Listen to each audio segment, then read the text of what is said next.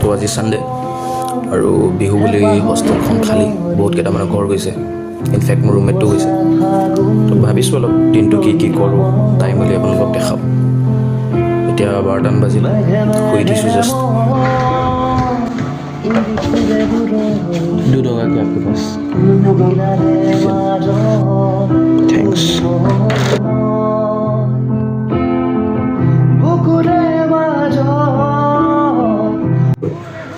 কাপোৰ ধুব লগা আছে আৰু সৰু সুৰা কাম আছে। তো কাপোৰ কানি ধুই মেলি মই জিম গ'লোঁ। জিমত অকণমান এক্সাৰচাইজ কৰিলোঁ, তাৰপাছত জিমৰ পৰা আহি মেলি গা পা ধুই এইখিনি মিল ৰেডি কৰিলোঁ। কণী দিছোঁ, তাৰপিছত লগত বইল কৰিছোঁ, পিঁয়াজ দি অলপ মেগী মছলা দি এনেকৈ খালোঁ। উৰি ফুৰে দূৰণি